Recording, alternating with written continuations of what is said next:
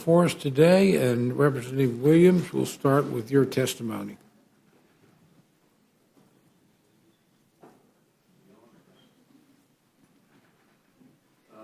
Thank you, Chairman Cole and Ranking Member of the Governor for the opportunity to testify on SJ Res 32. I wholeheartedly support the resolution of disapproval this committee is considering today. I believe we must overturn the CFPB rule that says to ensure small businesses across America are able to access affordable credit to support and grow our economy. Small businesses are the backbone of the American economy, and access to affordable credit is key to ensuring communities across America remain vibrant. Unfortunately, the CFPB small business data collection rule undermines the goal of affordable and available credit, which I think we should share. Then the rule is overly broad, it's overly burdensome, and will be difficult to implement. And first, the CFPB's 1071 rule is overly broad. It will require lenders to collect massive amounts of data whenever a small business owner applies for credit. Most of the information is unnecessary to make a fair, equitable, safe, and sound loan. And requiring lenders to provide this information infringes on small business owners' rights to privacy regarding their personal and business information when applying for credit. Secondly, the CFPB's rule is burdensome. Lenders may decide to fully exit small business lending due to overly burdensome collection requirements or because they do not want to put their small business customers in an uncomfortable situation. That, of course, will not bode well for small businesses seeking the credit needed to grow and support their communities. Third, the rule will be difficult to implement. The rule itself is nearly 900 pages and requires lenders to report 81 data fields. Developing compliance systems to achieve this will be costly for firms, which takes resources away from actual lending to small businesses. And the timeline for implementation is so insufficient for lenders to develop necessary systems to comply with such a complex and burdensome regulation. Each hour that a lender spends collecting the overly broad data demanded by this rule is an hour not devoted to ensuring credit is available and affordable for small business in Main Street. Finally, it's unclear what the Bureau really intends to do with its overly expansive data demands.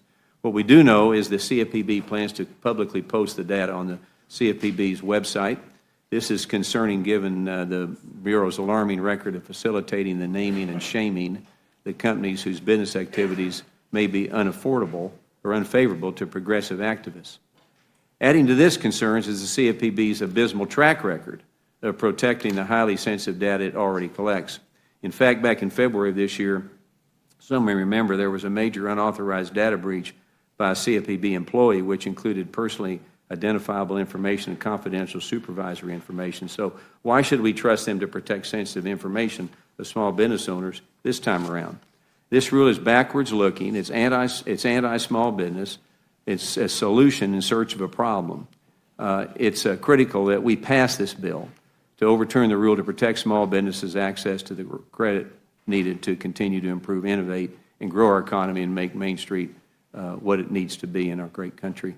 So I want to thank you for the opportunity to testify today and I look forward to answering questions. Thank you very much. Ranking Member Waters, you're recognized for your opening statement.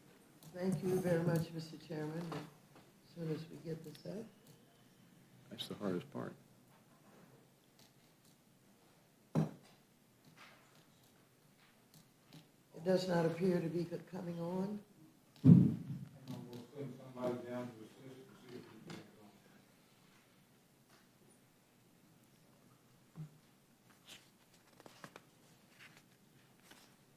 Thank you very much.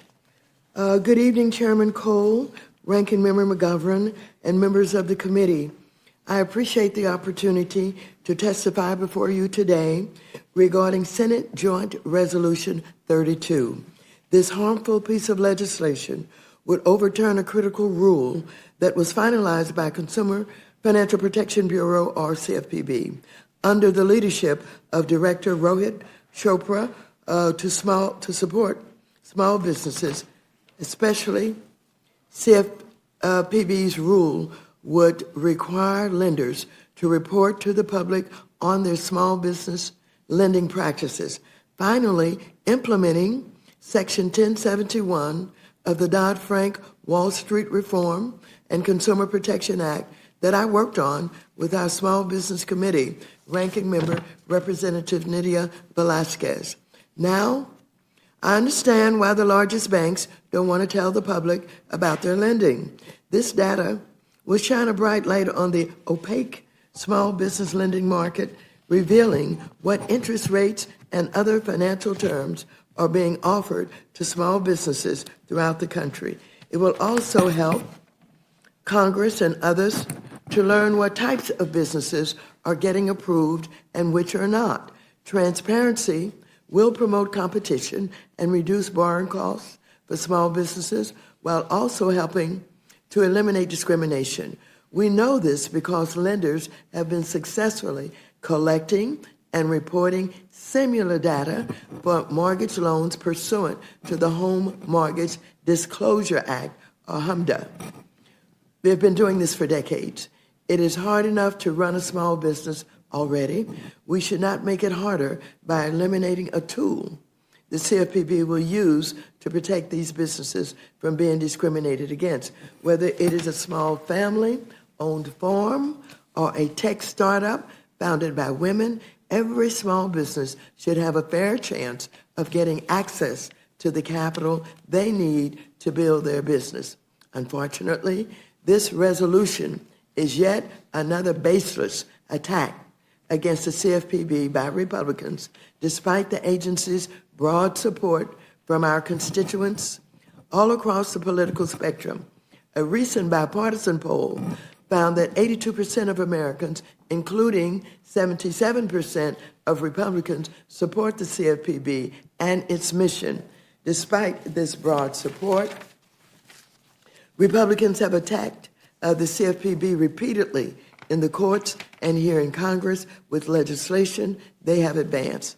While my colleagues across the aisle argue that they just want accountability, House Republicans revealed how disconnected they are with the American people when the majority of them supported an amendment to the FSGG appropriations bill to zero out the CFPB's budget.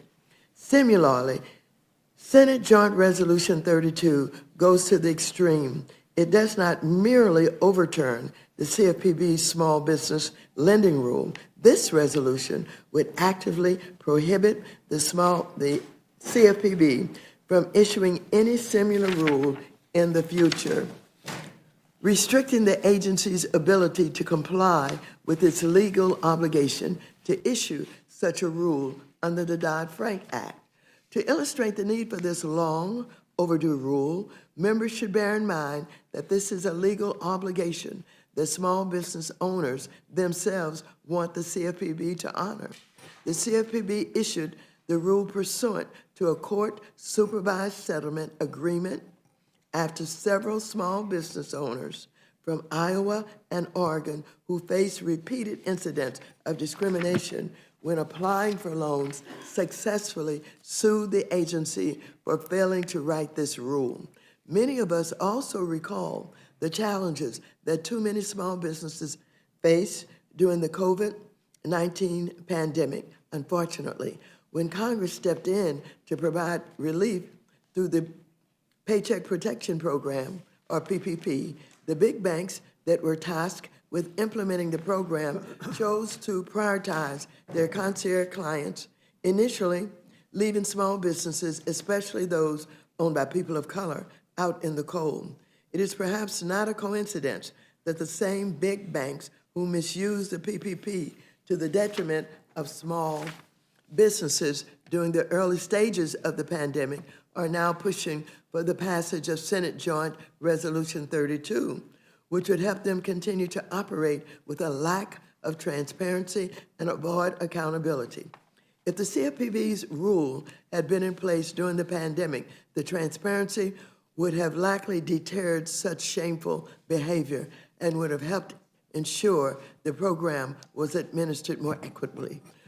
We just celebrated Small Business Saturday last weekend, and if we're serious about helping small businesses thrive, we have to recognize that access to capital is a key challenge that many small businesses face. For example, Goldman Sachs found that over 75% of small businesses they surveyed were concerned about access to capital. Research has also shown that minority women and LGBTQ-owned businesses are more likely to be denied loans and pay steeper interest rates. So, to emphasize and expand on why the House should reject this resolution and support the CFPB's rule, it would promote competition through much-needed transparency regarding the rates and other financing terms lenders offer small businesses. It would expand access to credit and drive down borrowing costs through increased competition, expose discriminatory lending practices to ensure equal access to credit for all small businesses, identify community development opportunities that would benefit underserved businesses, especially businesses owned by women, LGBTQ individuals, and people of color, and empower policymakers with key data points for 95% of small business loans made by banks and credit unions year after year, a vast improvement compared to the limited market surveys we currently have that will inform additional steps that federal agencies can take to help small businesses with their financing needs. In designing the rule, the CFPB consulted with a small business advisory panel and considered feedback provided by a wide range of stakeholders. In issuing the final rule, they were mindful of its impact. Community financial institutions, for example, the rule completely exempts lenders that originate fewer than 100 small business loans in each of the 2 preceding years. For small business lenders that originate more than 100 loans, they would have more than 2 years before they would need to begin to comply with the rule in 2026. In conclusion, I would like to highlight that more than 150 organizations oppose SJ Res 32, including organizations representing small businesses and community financial institutions. I would like to ask unanimous consent to submit a letter of opposition reflecting this fact for the record. Without objection. I would also highlight that all House Financial Service Committee Democratic members rightfully rejected an identical measure when it was marked up earlier this year. So I would urge this committee to stand with small businesses who are looking for fair access to affordable loans and reject Senate Joint Resolution 32. I would be happy to answer your questions, and I yield back. Thank you very much, and I just thank both of you for your testimony. In the interest of time, I'll forego questions. Dr. Burgess, you're recognized for any questions you may have for the panel. Thank you, Mr. Chairman. Just very simply, Mr. Chairman, is this going to make it easier for you to run your business if this rule is implemented? No, being a small business owner for 52 years, still am a small business owner, more regulations make it harder, and it trickles down to cost of goods sold and being able to hire people and so forth. So it makes it harder, not easier. So access to capital is mentioned. Is that going to improve with this rule being implemented? Well, we need access to capital. Less regulations mean more access to capital. I mean, it just lets people do business together again, and don't have to play defense, they can play offense. Thank you, Mr. Chairman. I'll yield back. Thank you very much. Gentlelady from Pennsylvania is recognized for any questions you may have for the panel. Thank you. Ranking Member Waters. Whenever I talk to small businesses in my district, they talk about access to capital being the #1 issue that they confront as they try to start and grow their businesses. And here in Congress, we often talk about what we can do to improve access to capital and lending opportunities, but it seems pretty hard to tackle that problem if you don't have good data on the small businesses that you're trying to help. Wouldn't you agree? Yes, absolutely. I mean, so you mentioned, and we certainly saw during the height of the COVID crisis when Congress rolled out the PPP loans, and the first tranche of loans got snapped up immediately by, what do you call them, concierge customers of big banks. And we heard en masse from our smaller businesses, women-owned businesses, minority-owned businesses, that they didn't even get the chance to get their loans in the door before all the money was snapped up. And we had to change who was dispensing dollars in subsequent times. Isn't that right? Yes, as a matter of fact, we had to join with the Treasury Secretary and Nydia Velasquez and I and Nancy Pelosi and come up with additional money because small businesses had been left out. They'd been dropped off of the agenda. And so we came up with additional money. It was basically a Republican treasurer at the time who agreed and helped us to come up with additional money to make it available to our small businesses, again, who had been left out. Okay. Yeah, I mean, that was a very unfortunate data set that we all got to confront. I'm sure all the members here heard from small businesses in their communities. And I think we should be avoiding that problem in the future. So I appreciate your testimony on this, and I would obviously urge against approval of this. Thank you. Thank you very much. Gentlelady from Minnesota is recognized for any questions she may have for the panel. Thank you. Gentlelady from New Mexico is recognized for any questions Thank she may you, have. Chair, and thank you once again, Chairman and Ranking Member, for coming before us. You know, we care deeply about small businesses. We care deeply about making sure that capital and financial resources are spread evenly across our economy. And I really want to thank you for bringing us back to where this rule came out of, right? It came out of the fact that there was, under Republican watch, a huge financial crisis, and that financial crisis was precisely because people were not watching. Regulations are there because they serve a purpose when we need to make sure there are guardrails. So Dodd-Frank came about so that there would be guardrails, so we wouldn't have the kind of pain that the Great Recession brought to Americans and to American families. And we have seen Republicans attack the Consumer Financial Protection Bureau ever since it was created. And in fact, I think we were here a couple of weeks ago where the Republicans' Financial Services Appropriations Bill was really gutting that agency.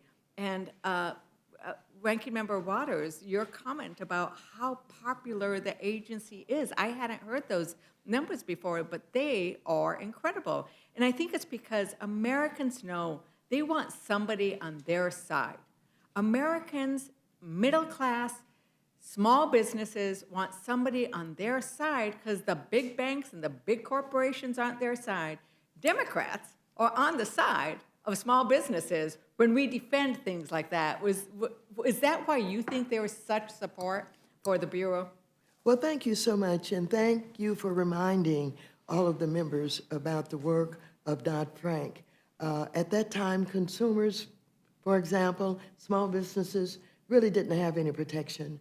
And so, because of Dodd-Frank and the decision of the courts, this rule, you know, is now being implemented, even though it was literally ignored for a long time.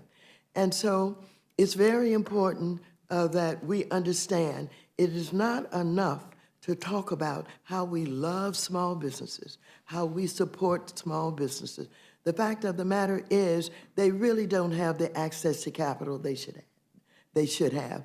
They really don't have the information that shows why they're being discriminated against or just left off of America's agenda. And so the collection of this data is so very important so that we can straighten all of this out and we make sure that the information is available to show who's getting the loans, who's not getting the loans, who's paying more for the loans, who's paying less for the loans. All of this will help us to make our words come true that we really do support small business. Sort of giving everybody a fair share at success. I also, really quickly, rural America is something I care a lot about. That's my community. Yes. Do you think this is beneficial for getting access and rural Absolutely. You know, unfortunately, in our rural communities, they're just overlooked. Basically, these small family farms, they cannot get the loans and they're losing. I can recall working in one campaign where the presidential candidate took this up as an issue about all of the loan defaults that were taking place, and we were shocked to find out that family businesses were being lost without support from members of Congress to do something about it. And so this is not simply about small businesses in urban communities, small businesses in communities where, they don't need the capital. This is about everybody. This is about small businesses in rural communities, in urban communities. This is about family farms who are losing their businesses because they cannot get the capital from the banks that they need. Absolutely. Thank you. And, last Congress, we had the largest investment in rural America than we had had in generations, and I'm really proud to have been part of that. I do know that there is a desire to look at the rule so that smaller institutions, the credit unions, can address the issue of that they have the resources to collect this information. Hopefully, they'll continue to work on that. I would be supportive of that. And with that, Mr. Chair, I yield back. Thank you very much. Gentleman from South Carolina is recognized for any questions he may have for the panel. Well, thank both of you for appearing. Roger, how is this not anti-business? Who pays for this compliance? Well, this is totally anti-business, and I mean, in full disclosure, as many know, I am a business guy. I employ over hundreds of people right now as we speak or working in my companies. But this is not a hard thing to do. I mean, the CFPB has literally done a number on Main Street America. It has scared the banks. It has scared the small business owners. Lenders are playing defense now. They'd rather not make the loan than make the loan because of all the regulations. The thing about it is you get two words. Regulations are bad. Competition is good. We're not talking about the consumer here. The consumer is going to decide if somebody's service is good or not. It's going to force businesses to give service, do the right thing. But when you choke regulations on any business at all, they choose to get small. They actually can lay people off because they have to meet these regulations. For example, banks. Banks will tell you that they are hiring now more compliance officers than they are loan officers. Well, a compliance officer can't loan me money, okay? But they're hiring more compliance than they are loan officers. My business, in the automobile business, I've had to hire a compliance director, and everybody in my business is paid on commission. Nobody's paid a salary, they're paid on commission. And now I've got to find a way to pay, how do I pay a compliance director a commission? haven't figured that one out yet. And one more person that takes away from me hiring a performance-based employee. So big government never helps small business and never helps Main Street America. Let the competition drive it, let the consumer drive it, and let the small business service or not service, and that's what they should be forced to do to stay in business or not stay in business. And let the banks breathe. The banks are not breathing right now. Does this not affect CRA for banks? Community Reinvestment Act? The dollars they put back into the community they're required to do? Well, if they're paying a compliance officer, how can they put the money that's needed for the CRA, which directly affects each community? They put the money in CRA, it takes back the money that they have to do the loan to create more jobs and create opportunities. Then to get all this information, I think the CFPB had a data breach in February. Yeah. Had over 250,000 people. Who's going to pay for that information that goes out to who knows who? At the end of the day, it's the taxpayers. Taxpayers pay for that. Yeah. With it's the businesses. Banks are in competition with other banks. There's no advantage for them to turn loans down as long as they can pay it back. Doesn't matter what color their skin, as long as they can pay the loan back, as long as it's a good business plan. If that doesn't work, they either going to have a higher interest rate or be willing to take the risk, or a combination of both, won't they? Yeah. Small businesses want consumers to offer services too. When regulations choke a bank, choke a business, maybe you can't carry as much inventory as you want, everybody's affected, it's trickle down. The bottom line is entrepreneurship, capitalism, free markets, all work if you let them work. Well, I appreciate you. This is 81 data points for somebody, some bookkeeper to have to keep up with and to put out. If it's breached, that hurts the person getting the loan if they have to fill all this stuff out that CFPB's and it's abuse of their power.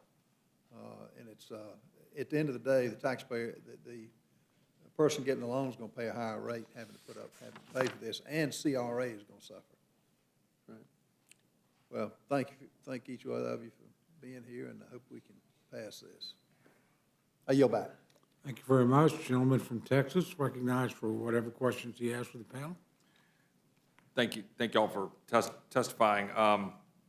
Chairman Williams, am I correct that the CFPB sample collection form asks questions as to whether the business is a minority, woman, LGBTQ, owned, the number owned, the number of principal owners, whether the owner is Hispanic or Latino, the sex, gender, race, national origin ranging from Asian, Indian to Ethiopian, Samoan, or just plain white? Does that all sound right? Yes.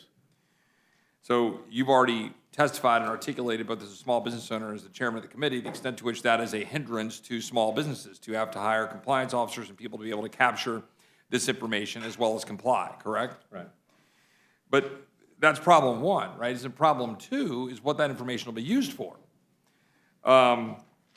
Last Congress, the Democrats passed an unconstitutional provision in their American Rescue Plan that prioritized relief based on race and gender. Thousands of restaurants were prevented from accessing RRF funding because SBA prioritized funding going to minority-owned and women businesses.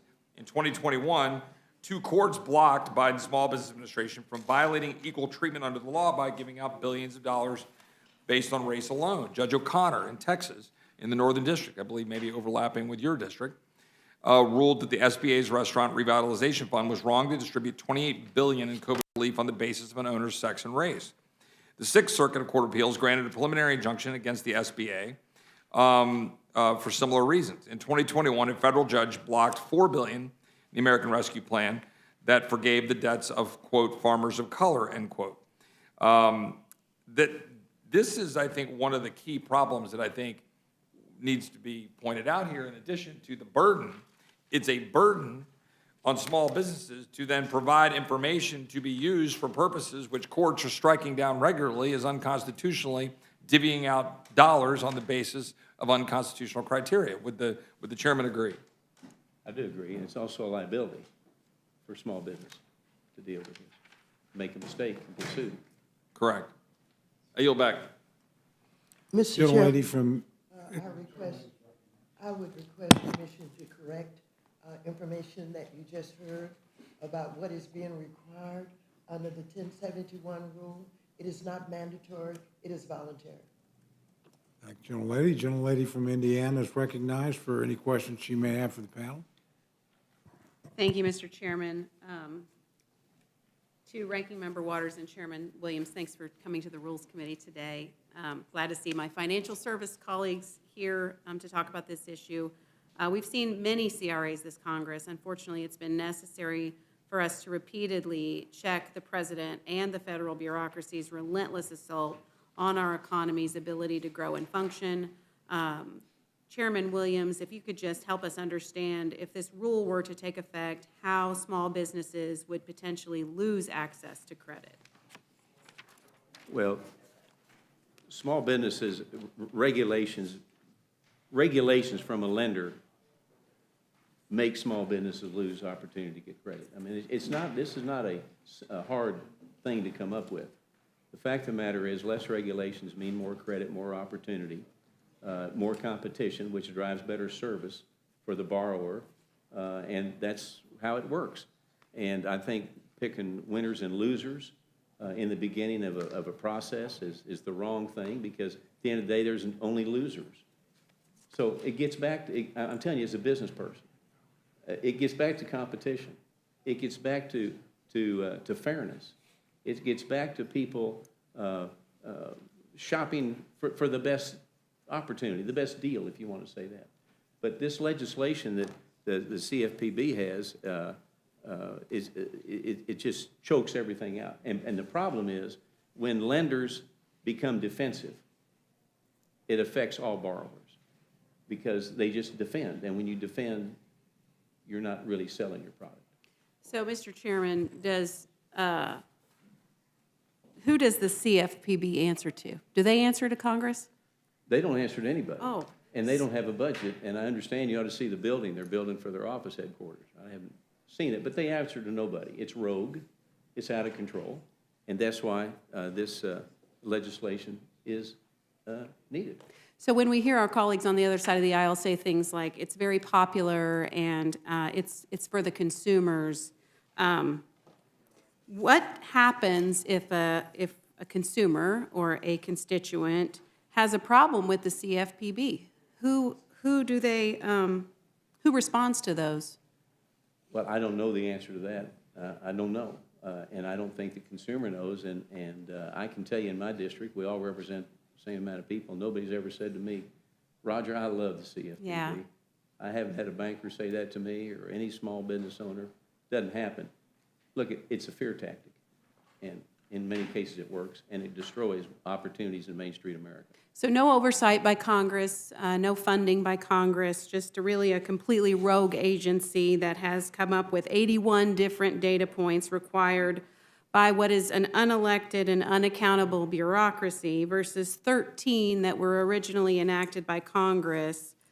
I've heard from my small business lenders that the compliance costs for these regulations, particularly this put out by the CFPB, is causing them to have to hire compliance officers, making lending less available.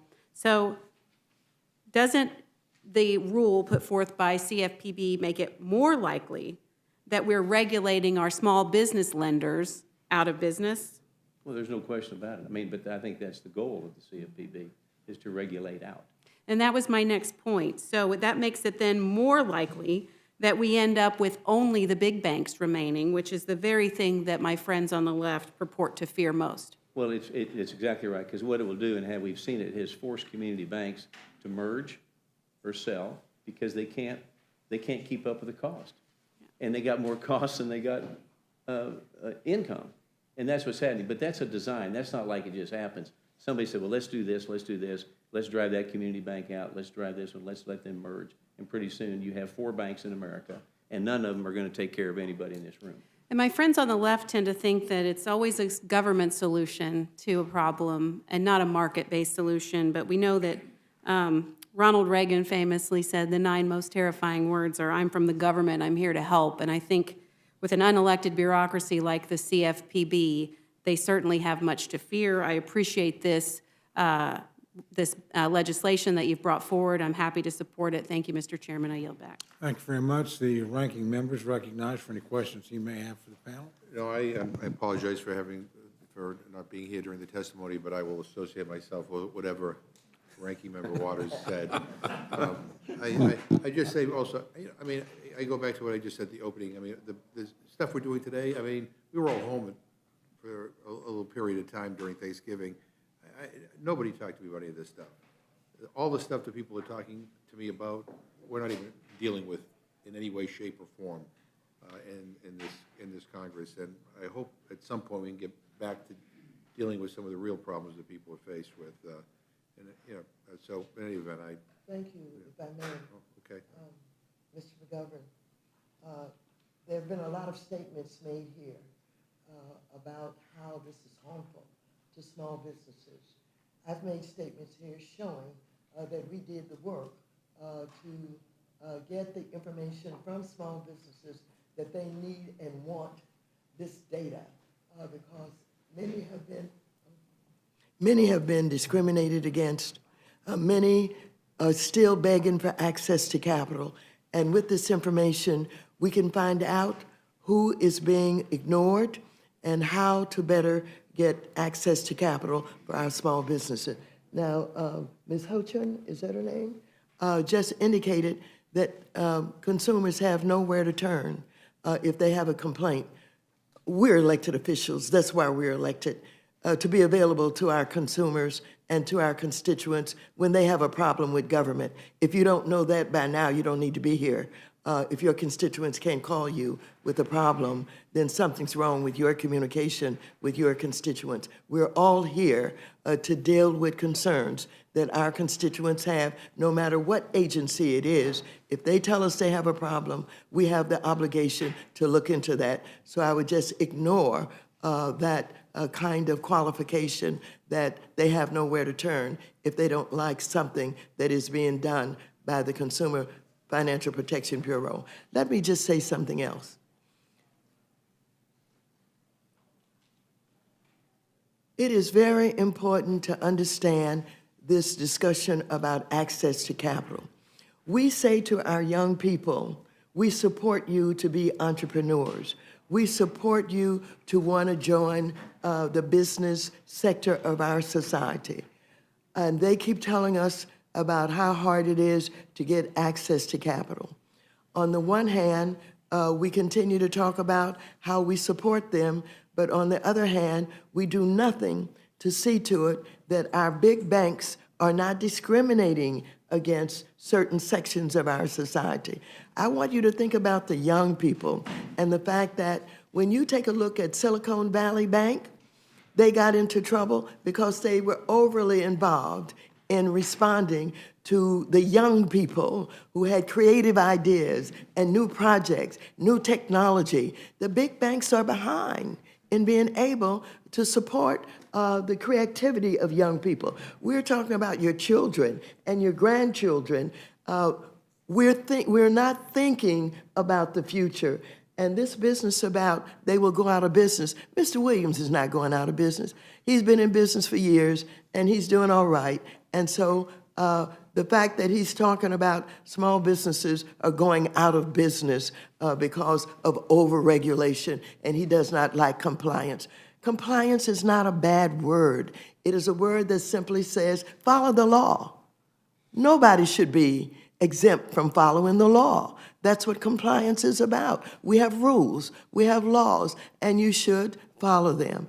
And so I want you to know that if in fact we are to be in support of small businesses, if we are to be in support of family farmers who are small businesses, if we are to be in support of young people, we'll stop talking about how much we love them. The proof of the pudding is in the eating. Either you're going to support them and make sure they're not discriminated against, that they're respected, that they have access to capital, or you keep singing that song about we love them, and I'm going to keep singing the song, but why don't you do what is necessary to give them real support? I yield back. Thank you very much. Appreciate it. Yield back. Thank you. The gentleman from New York is recognized for any questions you may have for the panel. Thank you. I'd like to start by yielding my time to the gentlewoman from Indiana, Mrs. Houchin. The gentlelady is recognized. Thank you, Mr. Chairman. I would just like to note for my colleague, Ranking Member Waters, that yes, constituents do come to us, but the CFPB doesn't answer to us.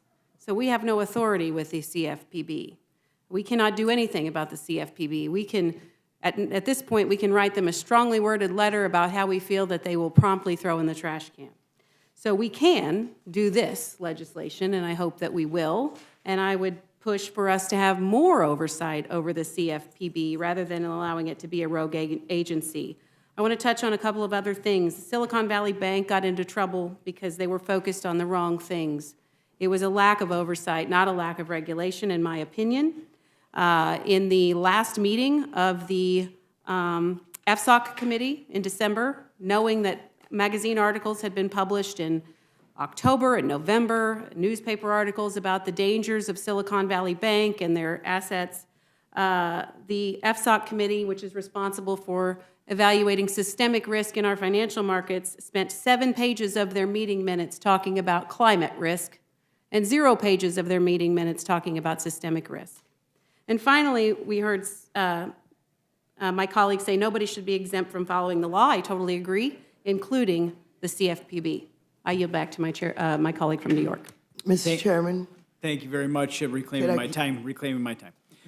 Chairman Williams, can you quantify for us once again what this rule would ultimately cost a small business that is impacted by CFPB's new data collection requirements? Well, what it's ultimately going to cost is it's going to cost probably, in some cases, where the business can't survive. I mean, look at businesses right now operating such thin margins, because we've got high inflation, we've got high interest rates, we've got no supply chain, we've got no inventories. And businesses are on small margins. And anytime you add compliance to that, it comes out of that margin, or it comes back to a price increase to the customer. Well, we're to the point now the customers can't pay price increases. And so we got to decide: are we going to go down a socialistic path, or are we going to go down a path of limited government, entrepreneurship, capitalism, and let competition drive? But anytime you add a government program to a small business's budget, it costs, and it costs employees, it costs funds, it costs profits, the end of the day, it costs taxes because it reduces their income and they pay less taxes. Absolutely. Thank you very much. Big or small, we've seen financial institutions overrun with a slew of burdensome regulations that have a long-reaching impact on the ability of Americans to access financial services and resources. But with this rule in particular, can you remind us, will it be the so-called big banks that our friends across the aisle love to demonize who will be the most severely impacted? Is that to me? That's to you, Well, Chairman. the big banks are big enough where they can handle anything. They can cover up anything. But your community banks, the banks that we all do business with in our hometowns, the community banks deal on the small margin. And they can't cover it up, and it's going to cost them. And it's going to, at the end, cost the consumer again. And then the consumer becomes benevolent to the federal government, and then you got the federal government owning the economy, which is the worst thing that can happen. Thank you. So one could say that opposing this resolution today is in fact not going up against the big banks, but instead going to it be an assault on Main Street America, America's small businesses, and most importantly, our community banks. Exactly, and your savings, and your credit unions. Thank you. Because at the end of the day, you've already laid out for us a smaller financial institutions, smaller businesses. They'll be the ones carrying the lion's share of the burden on these compliance costs and data collection requirements. 67% of small businesses use a local or a regional financial institution to access credit, which is already tight thanks to this administration's out-of-control spending policies. Small business owners are already reporting that there's too much paperwork in a slow process as top concerns when it comes to accessing credit. In this rule, without a doubt, hurts local banks, small businesses in Main Street America the most. I strongly support the resolution.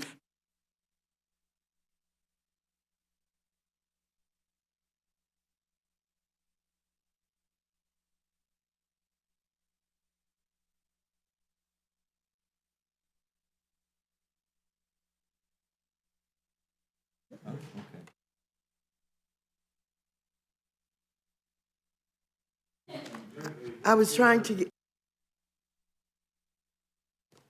Thank you very much.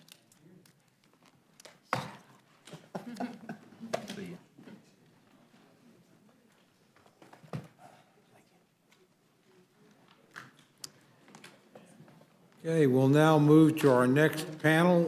Mr. Edwards